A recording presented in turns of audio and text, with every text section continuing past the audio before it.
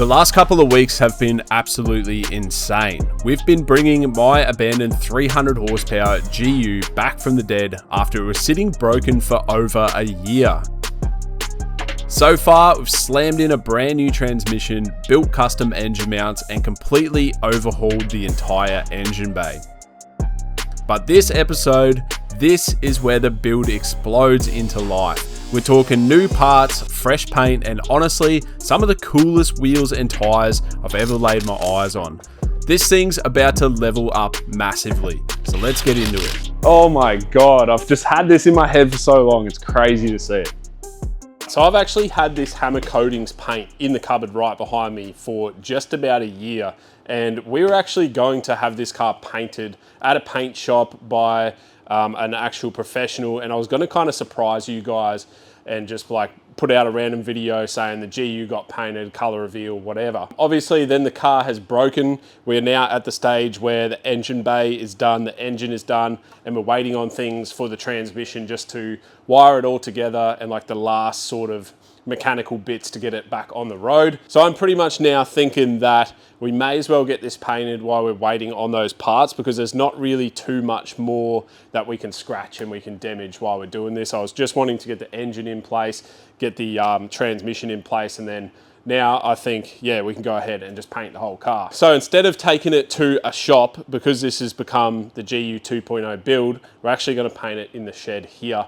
And we have painted a car in here before. We did Ron Burgundy. It absolutely destroyed everything. I learnt a lot about painting that car. This is a different system, like different paint, but roughly the same process. And then I'm just gonna like learn from my mistakes and mask everything up properly, because we just had overspray everywhere. But pretty much what we have here is the Hamr Coatings. This is a 2-stage paint. Now, typically this color would actually be a 3-stage. So you would lay something like a silver metallic-y base, and then you do this transparent paint over the top and then clear over the top of that. But Hamr Coatings have got that down to a 2-stage. So all we're doing is base coat and then clear coat. Ron Burgundy is actually a 1-stage paint, meaning that it's basically a tinted clear coat. Now, that's really tough paint, but in terms of like how it looks and even just the ease of spraying it is different. So yeah guys, go and check out Hamr Coatings if you are looking to get your car painted, because they've got like just an extensive range. Like they've got hundreds of colors, they're awesome, and it's a simple 2-stage setup on most of them. So before we go ahead and paint, there's obviously a ton of work that needs to get done. Now, if you didn't know, we are going back to factory plastics because I want to lighten this car up. I want it to be light and fast, sort of almost Dubai spec, and just really, really clean looking. So that's what we're doing with this car. It's my car, I can do what I want. So obviously the whole car needs to be sanded down, stripped back, like you know the works of just general painting, but there is some work we need to do to the bumper, and then we've also got the rear bumper down there. Now this actually does have a big bit that's damaged here, and rather than fixing that, I'm most likely just gonna chop that whole section there off. And then it's also not even fitting, not even remotely closely fitting. It's like 2 or 3 inches off there. So we do need to modify the brackets in order to push it back, because it's hitting my front mount intercooler. The overall result in this video should be pretty intense. Like obviously painting a car is one of the biggest things you can do in terms of modifying a car. But there is absolutely a reason why shops charge over 20 grand just for a respray, because there's just tons of work involved. As you do certain projects on your cars, you start to learn what not to do pretty quickly. Test fitting is something I learned a long time ago, and lucky I test fit this bar as the brackets are actually hitting the intercooler.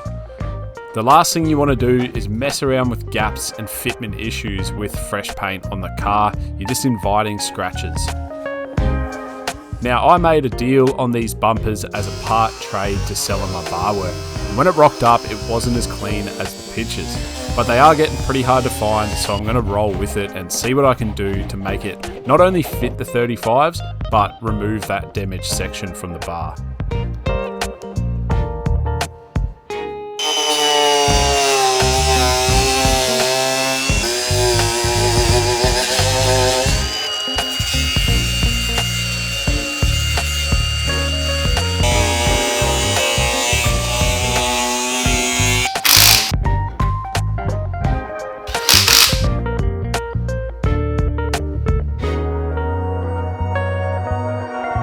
The bar's fitted up and it fits really good now. I actually think it kind of looks better with that bit cut off, and I was not going to go through all the effort of patching just that one piece. It probably would have broke again even if I patched it.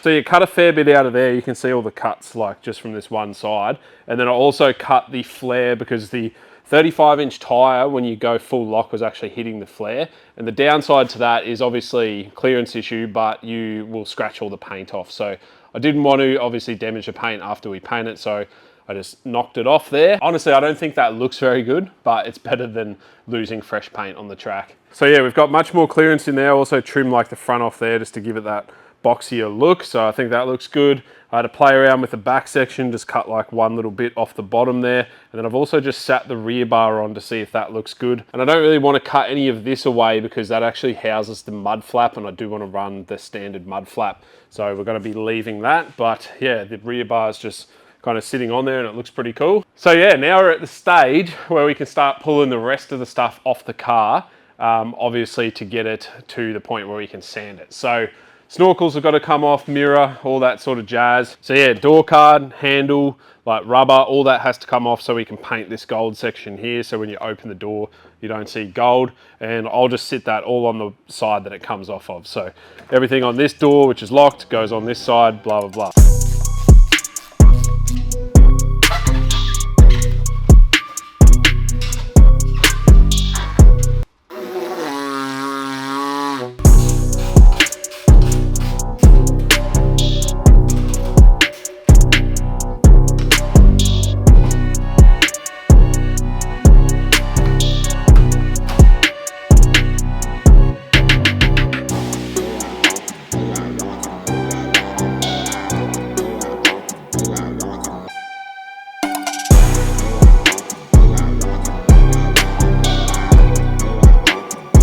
Rightio, it's actually the next day. This morning, I put on this shirt. I thought it was fitting. This is actually one that we were gonna release. It says, I identify as reliable. It's the GU and the engine, but we were gonna release it. Then the GU broke and I figured I can't put out a shirt that says reliable when the GU just broke. So we never put it out. So yeah, it's pretty much stripped back. Got everything that I wanna get off. Now there is some steps that I am gonna skip. Like I'm not pulling the flares off because I just don't see the point in painting underneath there. I'm just going to paint over the top. I'm not going to pull the rubbers out from the windows here because I will run the visor that we've pulled off, like the rain shield. So that's going to cover up even if I miss just a little bit. We're not going for like the most perfect paint job, but we are going for like close enough to just look good enough from about 10 meters away. I did get most of it though. Like I've pulled the lights out, you know, I've taken obviously snorkels off, rubber off, blinkers off, all these rubbers here, just parts that you're really going to notice. Lights are out. Now I've been thinking about this bit back here. I don't know if I'm going to just spray over the top of that or if I'm going to take that off. I'm still thinking about that, but for the most part, we're pretty much stripped back and ready to go. It is getting exciting, but we've still got all the sanding and masking and everything to go. So yeah, still a lot of work, but we're getting there. Now, because we're painting, we've obviously got to get rid of the stickers, and the best way to do that is to use what's called a caramel wheel. I just went and picked this up this morning, but I have used these at work and they're awesome. You can't really sand this off because you'll end up back to bare metal right around the edges, and then when you paint it, you'll actually see that square where you've sanded because you've pressed it in so far and so aggressive just to get that off. So using these, basically it just heats it up with friction and melts the sticker right off, and it's definitely the safest way to do it. You kind of hold it just on an angle, but you just got to keep going until it comes off, and then you can go ahead like wax and grease remove, whatever you got to do to get the rest of it off.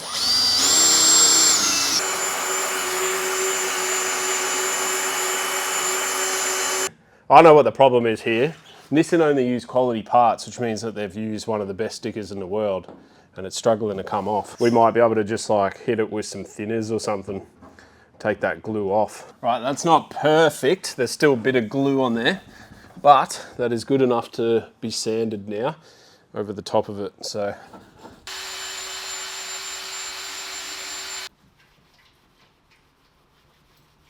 the main reason I bought this car, and a really good thing right now, is this car is like immaculate. There's not even one ding on the paintwork. So you can see like how perfect the paint is on this car. So we're not doing any body work.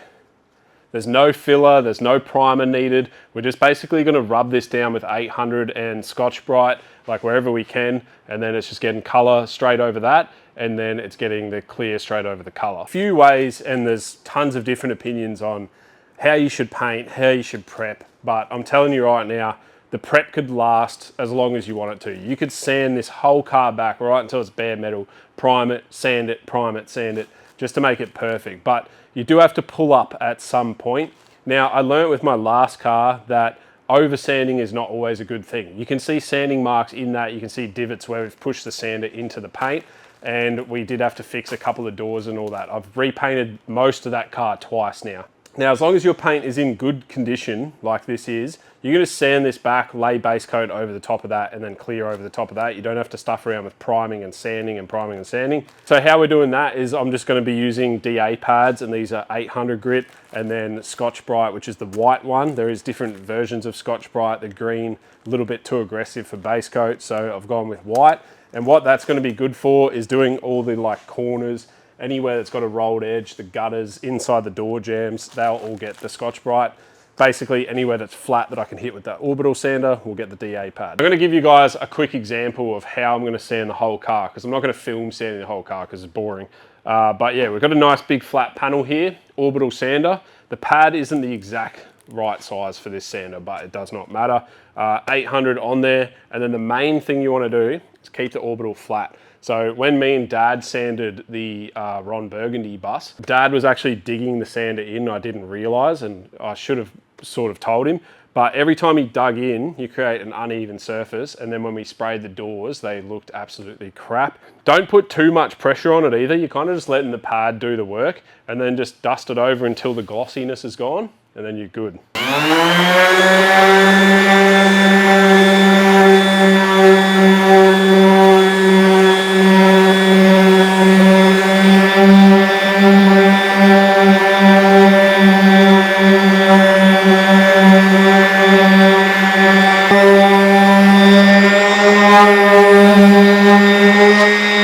Once you give it a wipe back, you don't want to see any glossy bits. This part here, that's glossy because I'm going to hit that with the Scotch-Brite because it's on a corner. What you don't want to do is dig that corner into that, because then you'll get these like little half moon cuts in that fold. So all the folds will get Scotch-Brited, all the flats will get the orbital pad. And then because the paint's in good condition, I think we're going to have this prep today, and it should be ready for paint tomorrow after we mask everything up. So I've got a lot of work to do. I'm gonna start sanding, and I'll see you guys in a couple of hours.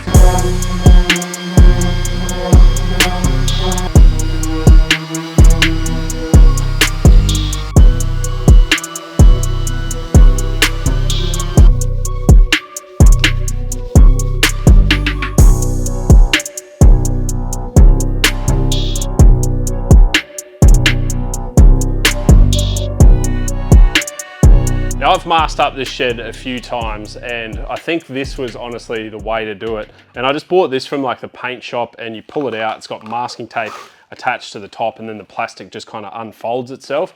So you can see I've just put a big line up right around the shed to protect all the equipment and toolboxes and stuff like that.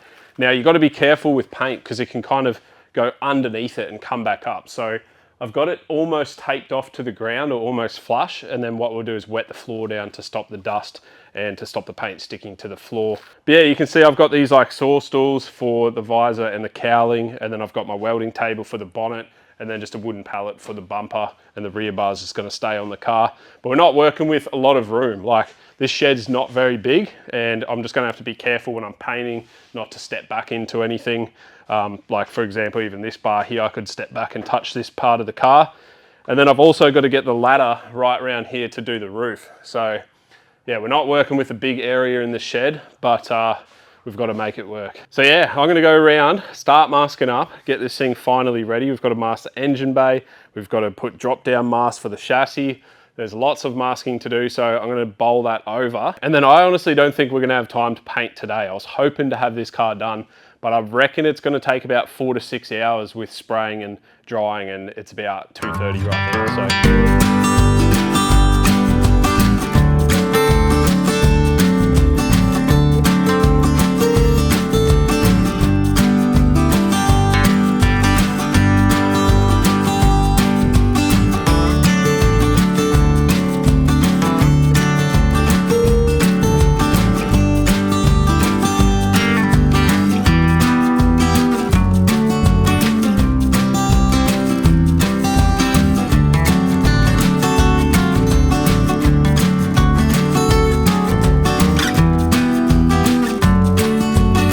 Righto, it is now the next day and we are fully masked up, and today we're gonna get this thing painted. Now, it did take me about 3 hours to mask the whole car, so there was absolutely no way yesterday I was gonna be able to spray it, but everything is masked up, as you can see, all the jams, all the windows, inside and out. Like, it's a pretty big freaking masking job, I'm not gonna lie. As we know, guys, it's all in the prep, so I wanted to make sure that it was perfect, and we're pretty much, yeah, up to the stage where we can do one last final wipe down and start to get everything ready to paint. Man, I'm extremely nervous today. I was even struggling to sleep last night, and I was thinking, like, how am I gonna be able to paint this whole car in the one day? There's just so many panels and stuff that need to get done.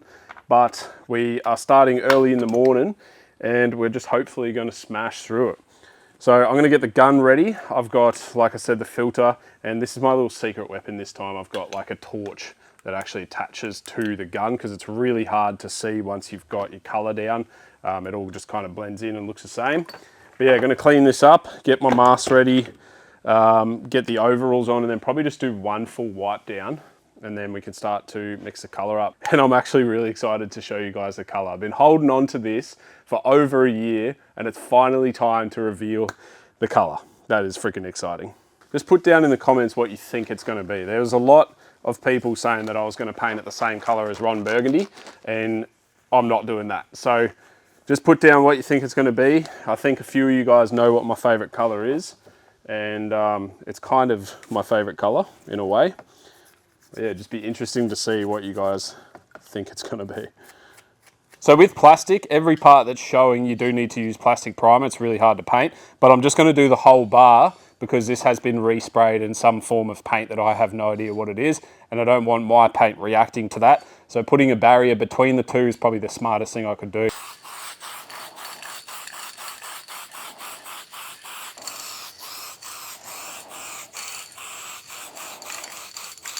Rightio, the moment you've all been waiting for. What color are we painting the Patrol? Hamr Coatings has a massive selection of colors, and it was really hard to pick one, but red being my favorite color, we've gone with cherry black, which is pretty much black, but it's got a red pearl in it. So if you take it out in the sunlight, it'll actually kind of look red. It'll have that red shimmer, but for the most part, it is really, really black.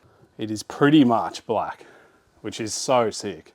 Like, this is gonna look, if we can pull this off, this is gonna look amazing. You can't really see, but there is a very heavy red pearl in there. Oh my God. Check this out. Can you guys see the red pearl in that? Oh, it is honestly so freaking cool. Right, well, I'm gonna suit up, mask up. I might do the jams first, just because you don't see the jams. I don't want to start on a panel that everyone can see, just in case something goes wrong. How I'm gonna do it, but I'm just gonna do what feels natural at the time. And wish me luck, guys, because it's a very expensive mistake if we stuff this up.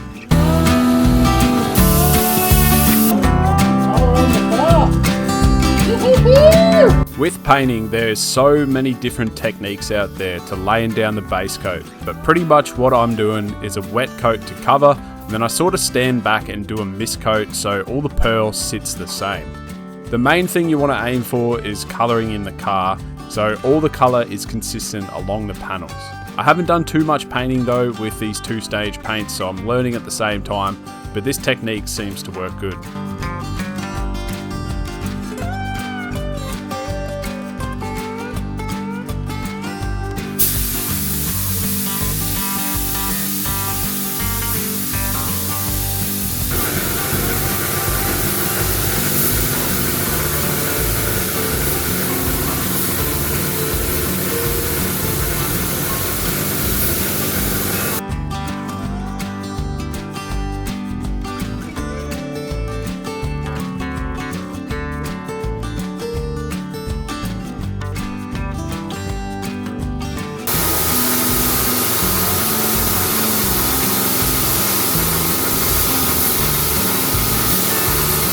After that's done, it's time to lay the clear coat. I'd like to get one medium wet coat down before laying a thick coat to try and get it as flat as possible. The first coat sort of acts like glue when it goes tacky, then you're able to lay that second coat a lot heavier, which smooths it out. But I was having dramas with the paint drying way too fast as it was a very hot day. and by the time I got back to the first panel, it was dry, which is not good, but nevertheless, it's glossy and it looks good. It is now the next day, guys, and as you can see, the car is fully painted. Now, that was an absolutely massive, massive job, and we've got some defects, I'm not gonna lie. I'm gonna show you guys everything, because if you're doing this at home, I want you to know that everyone makes mistakes. I made a lot of mistakes. I was pretty disappointed actually when I walked in here this morning, but it's all fixable. We're gonna fix it in this episode. And I've actually taken delivery of the new wheels and tires, which is just gonna set this whole build off. So what we're gonna do, I'm gonna show you the paint, we're gonna fix it, we're gonna put the new wheels on, and we're gonna see this thing start to finally come together. I've had this in my head for a very long time, and it's all coming together. Now, overall, I'm absolutely wrapped with the color. I think this is honestly such a nice freaking color. You can see the red pearl even coming through in here, and I've got the visor and the bumper out the front, and I'll show you guys that in a sec actually, but it's in the sun and it looks absolutely incredible. So overall, don't get me wrong, I'm very happy, but the bits I was disappointed with is we have quite a bit of texture, a little bit of orange peel on there. Now, what was going on is I was painting too much at one time, and I realized this after my first coat. So pretty much you want your first coat to be like a sticky tack coat. Then your second coat, you can come through and do a full wet coat. And as I was doing the wet coat, I was getting these little runs here. I don't know if you guys can see them, but every panel has a crease in it. There's a bad one right through here. I don't know if you guys can see that. But by the time I got around the car to lay that wet coat, the first coat was already dry. So it just wasn't sticking like I'm used to, and that was completely my fault. I probably should have sectioned the car off and painted bit by bit a little bit more, but I wanted to get it all done yesterday. But the bit I was just really, really gutted about this morning is I left the doors up to let the shed vent, which was a pretty silly idea, to be honest. I don't know if you guys can see the trees out there, but we are having a very, very windy day. The wind just picked up last night, and what happened is I had the plastic wrap like taped along that window. It blew up and it landed in the clear coat. So you can see all of this is a nice plasticky texture, but I did come in and try and rub. There was a piece here, I rubbed that out. I think there's enough clear coat. I did 3 coats on this bond. I got the bumper sitting out here. I don't know if you guys can see that pearl, but geez, it is so cool in the sun, like a full red texture to it. It's really nice. I've also got paint runs on this as well. So we've got paint runs pretty much everywhere. Not the end of the world though. It's a good thing about base and clear is the base is protected by the clear, and we can just wet sand the clear until it looks good. I've come to learn that there is always something with painting, whether it's a scratch when reinstalling or a paint run, moisture, or in this case, something landing in it while it's drying. Even the pros I've spoken to say that they have dramas all the time. It's definitely a patient man's game.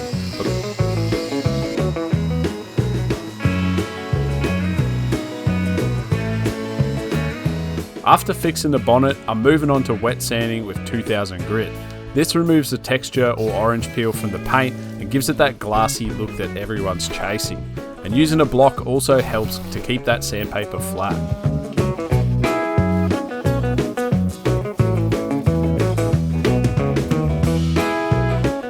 Now to fix a run, I use a razor with tape around the edges that acts kind of like a guide. You run that backwards over the run till you start cutting, and then I go back and forth gently and scrape off the top of the clear coat. After that scrape back, it's back to wet sanding and you flatten it all out, and then the run is gone.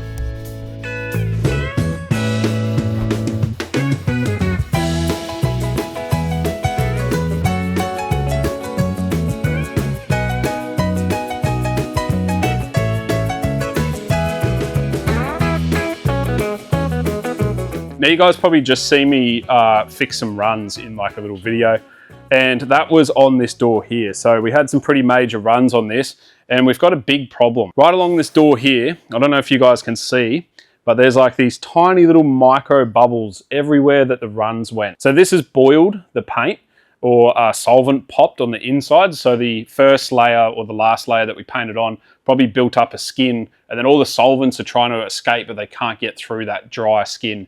And it's due to the fact that I probably put a wet coat on a dry coat, or the temperature. It was pretty friggin' hot in here.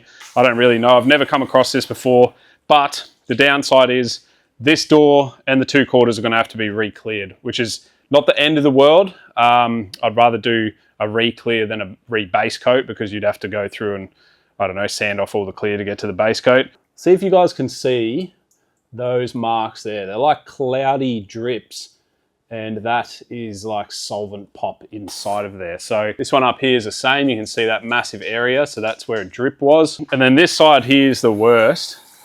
So you got right along the wheel arch, down the back quarter there, and then right up to the roof. So yeah, that kind of sucks. We're gonna have to re-clear that, and I want to get that done now so I can come back in tomorrow and just finish the job. I was actually hoping to have the video out for this today, but obviously have not even had a chance to edit it. So I don't know when you guys are gonna see this, but it's gonna be random.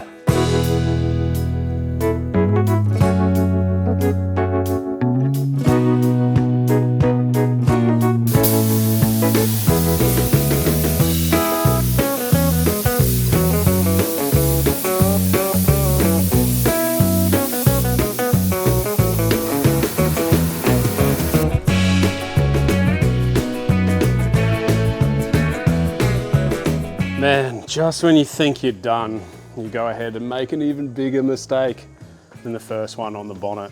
I had this bottle of thinners sitting on the bonnet, and it leaked out and put two big holes right here and here. I was actually way too annoyed to even pull the camera out and film it. I just sanded it back with 320, and then I've got primer on it now. Just another freaking mistake, and just when I was finished with prepping the car, the whole car's done, I go ahead and destroy the bonnet. So now I've got to let that dry overnight, and I'll see you guys tomorrow. And that'll be for the 5th freaking day of sanding.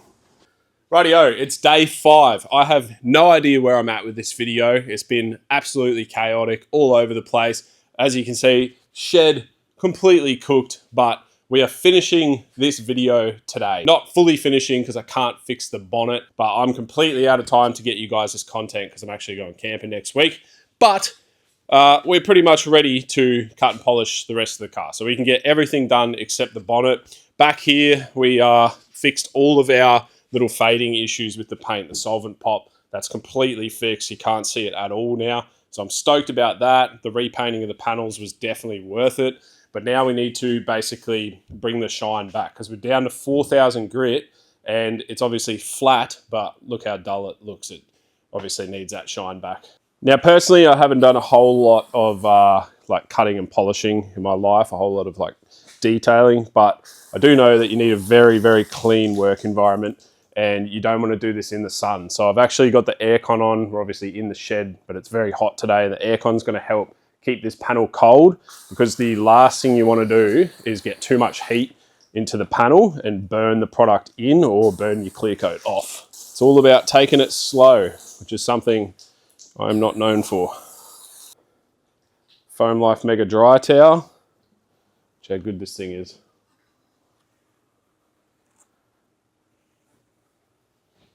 But honestly, one of the best products we've got on the website is this. Look how quick that was. So this first step is a full cut. So the sheep's wool pad is like the heaviest cut you can do. And then we might step back to like the foam pad after a few passes.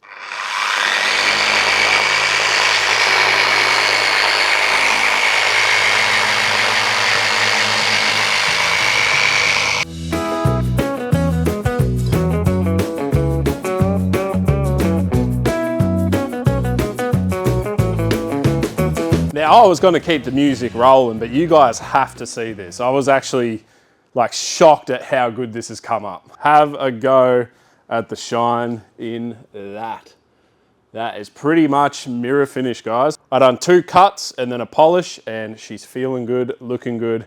I just had to show you guys real quick. Obviously, got to finish the whole car, so we're getting a bit ahead of ourselves. You are definitely going to have to drop a like on this video for this, because it looks absolutely amazing. Well worth the work. What you're watching now is actually spread over 3 days. I massively underestimated the time to cut and polish a car this big. So once again, pushing the deadline back. And in fact, I'm actually editing this 1 day after I finished on the buff. And it's getting uploaded tomorrow for you to watch now. How's that for timing?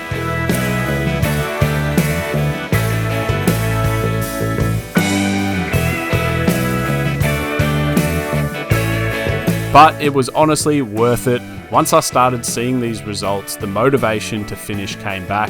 And I think if it's something that you want to look good, these last few steps are definitely critical.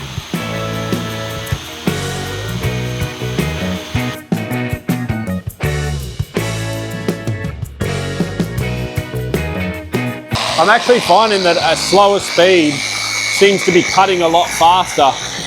I had it a bit too fast before. You can actually hear it like kind of like a grinding pace just cutting into it. So from now on I'll be taking it slow.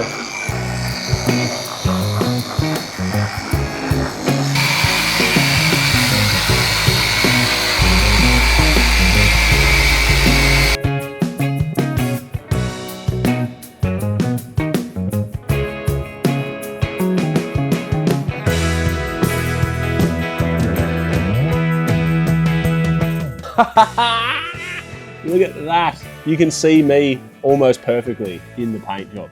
That is epic. We're finally done. I've just finished the polishing. So whole car's been cut and polished.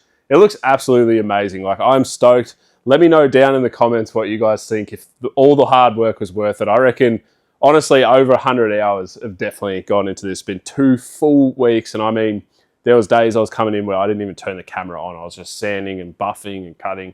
So I'm stoked that it's finally done. I can't wait to get it out in the sun, which we're going to do in just a sec, but check out the pearl. Now, it's not perfect, but it's pretty freaking close, and that's all that matters when you're doing DIY stuff. I'm like stoked for 2 reasons. I'm stoked that the sanding and stuff is finally over, and I'm stoked that the GU is finally painted, because I was just really, really keen to get this color on. And Hamr Coatings just have like the most amazing color selection. So yeah, definitely recommend checking them out if you are going to paint your own car. Just out of curiosity, I did get in contact with RD Customs Detailing, and I got a quote for pretty much the exact same as what this is, which he was actually doing a very similar color full body wagon at the same time. So basically the price for a full-blown wagon starts at around the 15K mark, and it can sneak up to 20, 25K depending on how much you want it wet sanded and whatnot. Now, even though this is nowhere near as good as what they would do, this has saved us like over 10 grand. I think we're probably all up about 3K into this paint job, which honestly is not too bad at all. Anyway, we do need to get rid of these things here because they're just ruining the build at the moment. So right there, I've got the new set of wheels and tires.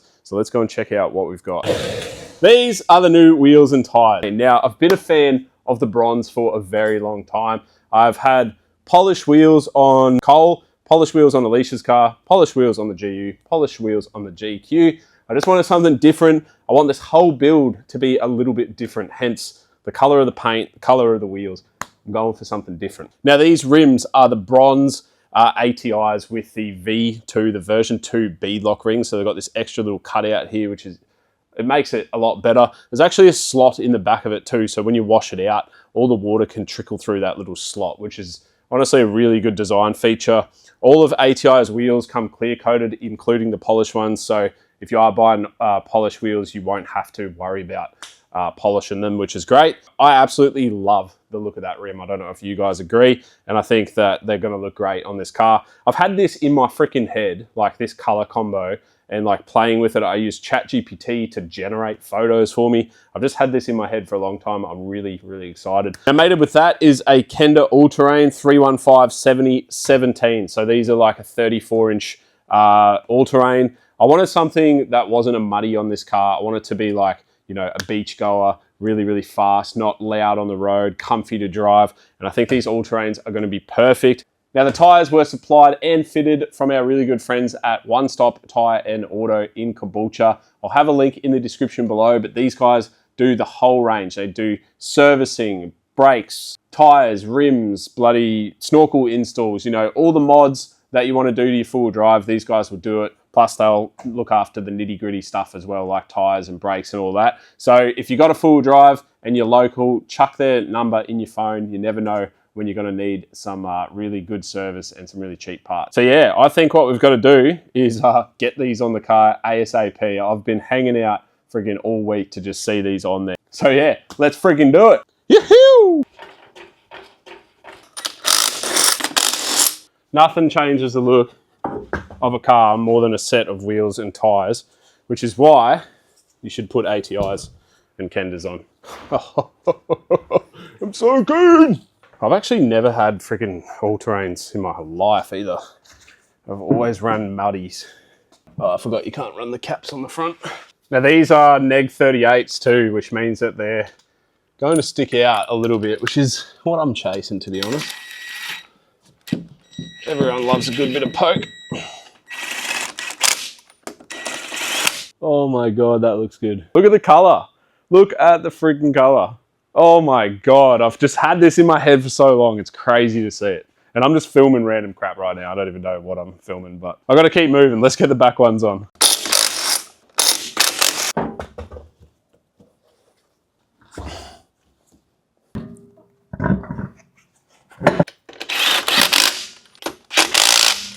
May as well just keep updating you guys one wheel at a time, because I'm sure you're going to enjoy that. I wish I had time to put the front coils in, but I really don't today. I've got to get this video out. But yeah, look how crazy that looks. I think that's actually the sickest combo. I know the polished wheels that were on here still would have looked really good, but I just want it to be different, and I think this, honestly, this is killing it right now.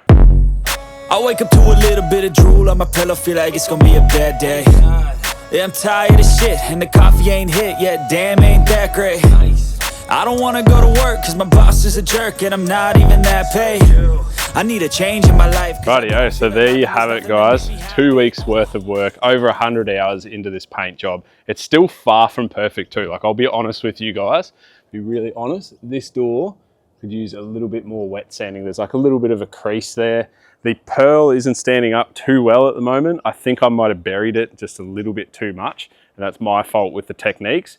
But overall, for a garage job, I think it looks pretty wild. You guys will have to let me know what you think about the color combo too. These ATI rims, shout out to One Stop Tyre and Auto Caboolture for the tyres. Again, if you guys want tyres or rims, check out those two companies. I'll have a link in the description below. But yeah, also just let me know what you think overall of the car, the GU 2.0. It's getting there. I still got to fix the bonnet, as you guys know. Once I do that, I can get that on. I need to give this thing a freaking proper bath. Like, the polish goes absolutely everywhere. If you check the window out, check the motor out, everything is just covered. Hopefully you guys like the look of the GU 2.0. We've still got like everything to get blacked out, the snorkels, the grill, got to fix the bonnet. I did get all the CompuShift stuff and all the wiring to finish off the actual like driving side of the car. So not too much longer, we'll have this thing back on the road. I'm hoping to do that before Christmas, which is going to be a bit of a push. Actually, I just remembered I'm going camping next week, so there's absolutely no way that this is going to be on the road before Christmas. I promise you that. Thanks for watching, guys. Drop a comment and drop a like for how many friggin' hours I put into this video. And I'm sorry that I missed last week, but I just figured better to do it all in one, do the grand reveal, the GU 2.0. So yeah, I'm actually going to leave the video here, go inside and get it edited, get it out to you guys. Hopefully you guys enjoyed it, and I'll catch you guys in the next episode. Don't be scared to get out there, try new things, paint your car. If you got a shed or somewhere to do it, you'll be golden. But yeah, let me know what you think, and I'll catch you guys in the next episode. Dreams, we all want things, but what you gonna do for it? How you gonna move for it? What you gonna be?